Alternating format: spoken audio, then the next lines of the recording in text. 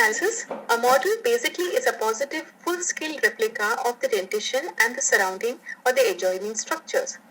Now, there are three types of models that you need to know about. One is the study model, where we do our analysis and get to our treatment planning.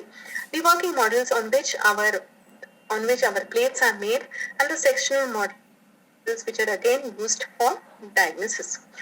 Now, the uses of study models. Study models helps us to assess and record. It helps to record an intercuspation in space.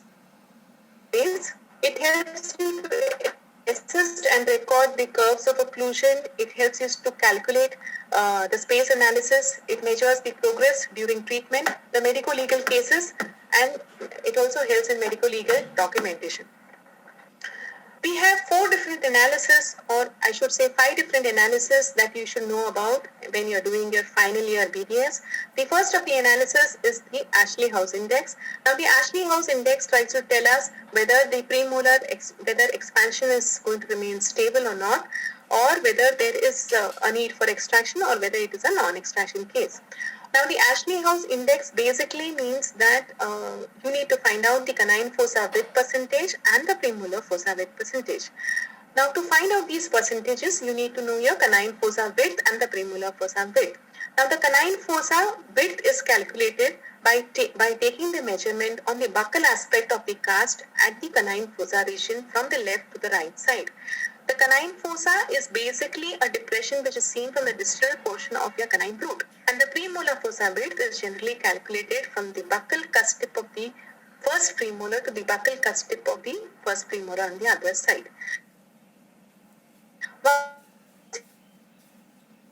The canine fossa width percentage and the premolar fossa width percentage, then what you need to do is find out their percentage.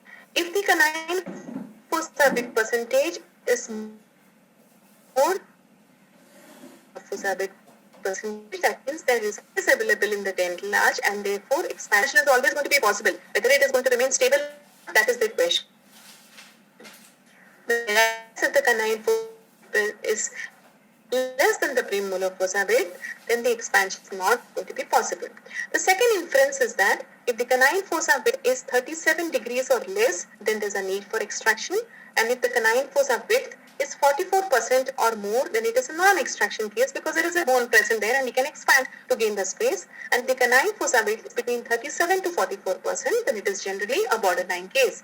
Remember, the borderline case is between extraction and non-extraction, and the borderline case is not between the first premolar and second premolar extractions. Coming to the Pons Index, now the Pons Index tries to tell me whether the arch is contracted or expanded. What do we need to do in this?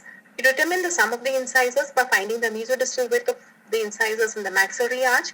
You determine the measured premolar value, which is taken from the distal pit of the first premolar to the distal pit of the first premolar on the other side, and the measured molar value is taken from the buccal pit of the first molar to the buccal pit of the first molar on the other side.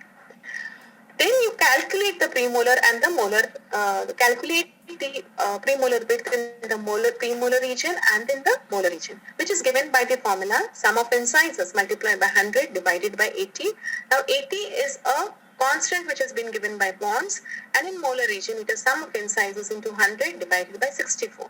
So now we have two values. You have a measured value and you have a calculated value.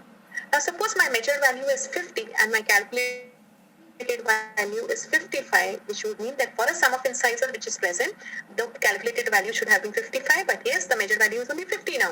So that means the arch is contracted in the premolar region. Similarly, in the molar region. So what I mean to say is that if the measured value is less than the calculated value, then there is definite need for extraction. Coming to the Linderhart's Index, it is similar to the Pons Index, just that there is a variation which has been proposed in the constant. So in Linderhart's Index, the calculated molar region, in the value in the calculated premolar region is sum of incisors into 100 divided by 85, whereas in the molar region it is 65. Again, the inference remains the same, the methodology remains the same, and if your measured value is less than the calculated value, then there is a need of expansion. Now, what is the difference between these two analyses is that the Pons Index was done in a French population, whereas the Linderhart's Index has been done in Asian population, and hence in an exam when you're doing a model analysis, if you're asked to do any three analysis, then instead of doing a Bond's index, we would prefer for you to do a Lindenhart's index. Now, there was a question on Corcus analysis a couple of years ago, so I just included this in my presentation. This analysis is again similar to that of Bond's index. The only difference is that it uses the Lindenhart's formula to determine the ideal width in both the premolar as well as molar region. So it will use the sum of incisors multiplied by 100 divided by 80 and sum of incisors multiplied by 100 divided by 60. Then what it does, it finds the perpendicular distance between the midpoint of the central incisor to the interpremolar distance. Then he tries to find a relationship between a constant value that Corcus is given. So if this value, that is the distance A, is less, then he says that the teeth are proclined and will need expansion, whereas if it is not, then it does not require expansion. Coming to Cary's index. Now Cary's index is an index which we are doing only in the lower arch. So what we need to do is check the formula first. LD is equal to LA plus 2x. That's the formula. Where LD stands for the arch width, LA is the sum of the lower incisors, and the X is the sum of canines and premolars. Now how do we calculate LD? Now LD is basically the arch length anterior to the first permanent molar, and it is measured either using a brass wire or you may also use a thread.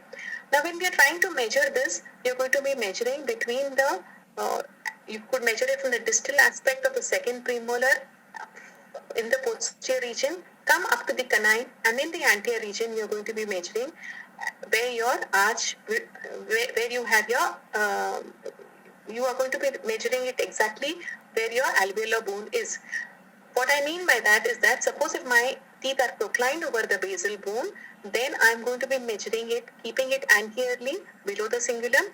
If my teeth are retroclined, then what I'm going to do is I'm going to keep it either on the incisal edge or I'm going to be placing it on the incisal surface of the lower incisors. Once I have got my LD, I'm going to put it in my formula.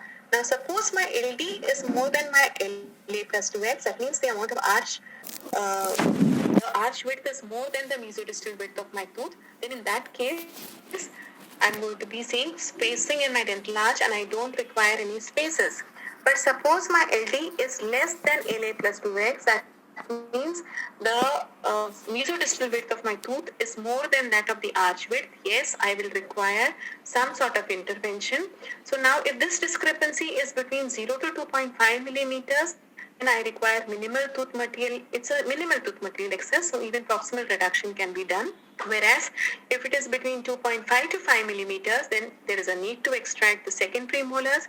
Whereas if it is more than 5 millimeters, then there is a need to extract the first premolar. Coming to Boulton analysis, I think you remember that when I was talking about the Andrews 6 key, this is the 7th key of normal occlusion, which says that Boulton said that an overall ratio of 91.3 and an anterior ratio of 77.2 was necessary for proper coordination of the maxillary and mandibular teeth. Now, how did he do that? He took the mesodistal width of all the mandibular 12 teeth and the maxillary mandibular 12 teeth, and he found an overall ratio. So the overall ratio was the sum of mandibular teeth, all the sum of mandibular 12 teeth divided by the sum of maxillary 12 multiplied by 100. Now if this ratio was less than 91.3, that means the mandibular maxillary tooth material was excess. Whereas if the ratio was more than 91.3, then it would mean that the mandibular tooth material was in excess. Now, once you identify that yes, the mandibular tooth material is excess, now we need to know whether the excess is in the anterior region or it's in the posterior region. So Boulton again gave us a formula where he took the mesodistal width of the mandibular anteriors and found a ratio between the sum of the mandibular anteriors and the sum of the mandibular maxillary anteriors and found the percentage of it. Now, if this ratio was less than 77.2, he said it was a maxillary anterior excess. So, if I have to do the proximal stripping, I would be doing the proximal reduction in the maxillary anterior region. And if it was more than 77.2, I would be doing the proximal reduction in the mandibular anterior region. The next diagnostic aid that we need to talk about is cephalometrics. Now, cephalometrics is a study which includes the measurement, description, and growth changes by ascertaining certain lines planes, angles between anthropometric or the anatomic points, and the landmarks which have been established by the orthodontist. Now, what are its applications in orthodontics? Cephalometrics can be basically used in three major regions. The morphological analysis, which helps us to evaluate the sagittal and vertical relationship of the dentition, the facial skeleton, and the soft tissues. That means it helps in our treatment planning. The growth analysis by taking two or more radiographs or cephalograms at different time intervals and then comparing the changes. And treatment analysis by evaluating the alterations that have been done during and after our orthodontic therapy. The cephalometric analysis that you all need to know is the Downs analysis, which considers the Frankfurt horizontal plane as a reference plane, the Steiner's analysis, which considers the Sella-Nasion plane as a reference plane, and the Tweed's analysis, which considers the Frankfurt horizontal plane as a reference plane. Now, I have just given a brief idea into all the three analyses. It is not possible to cover all this, but yes, Downs analysis is basically divided into two types: the skeletal pattern and the dental pattern. The skeletal pattern includes the facial angle, the angle of convexity, the AB plane angle, the mandibular plane angle, and the y-axis growth angle. The mandibular plane angle and the y-axis growth angle actually tries to tell you whether the patient is a vertical grower or a horizontal grower. The dental pattern tells you the scantoocclusal plane, the relationship between the interincisal angle, the interocclusal angle, the incisor mandibular plane angle, and whether your mandibular maxillary incisors are protruded. The values become very important. If it becomes very difficult for you to understand, to remember the values, at least you write your mean values. Diagrams are compulsory. You need to draw the diagrams whenever a question on Downs analysis is asked. Coming to Steiner's analysis, Steiner further divided his analysis into three parts: the skeletal, dental, and soft tissue. If you see these values are single values because Steiner did his analysis on a single patient whom he considered to be the most symmetrical face. In skeletal classification, he gave us the SNA angle of 82, the SNB angle of 80, the ANB angle of 2 degrees, the occlusal plane of 14, and mandibular plane angle of 32. Now, the SNA angle tries to tell us the relationship of the maxilla with the cranial base. The SNB will try to tell us the relationship of the mandible with the cranial base. ANB tries to tell us the relationship of the maxilla with the mandible, whereas the occlusal plane angle and the mandibular plane angle is going to tell us about whether the patient is a vertical grower or a horizontal grower, thereby deciding our prognosis of the treatment. Coming to dental, Steiner said that the maxillary incisor position should be 22 degrees and linear value should be 4 millimeters, whereas the mandibular incisal position should be 25 degrees with a linear value of 4 millimeters, and the interincisal angle, which is sort of similar to that of Downs analysis, should be about 130 degrees. Now, we introduced another concept called a soft tissue analysis. He spoke about an S-line. Now, the S-line is a line which is extending from the soft tissue contour of the chin to the middle of the S formed by the lower border of the nose. Now, Steiner said that if both our upper and lower lips touch this line, that means it is normal.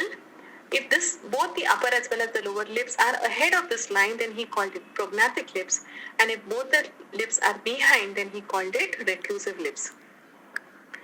Coming to Tweed's analysis, Tweed gave a Tweed triangle where he used the Frankfurt horizontal plane, the long axis of the lower incisors, and the Frankfurt mandibular incisor, and the Frankfurt incisor plane, the mandibular plane, and the long axis of the mandibular incisors. Now, the values that he gave to it was 25 degrees for FMA, FMIA was 65, and IMPA was 90. Now, he said that according to Tweed, that if you place the lower incisors at a position of 90 degrees to the long axis of if the long axis of the mandibular incisor is 90 degrees to the basal plane, then the retention of our treatment or the stability of our treatment results is better. Now, the limitations of lateral cephalogram: it gives us a two-dimensional view of a three-dimensional object. There may be error in identification of landmarks, thus the reliability of cephalometrics definitely comes down. Errors can be made during the tracing procedures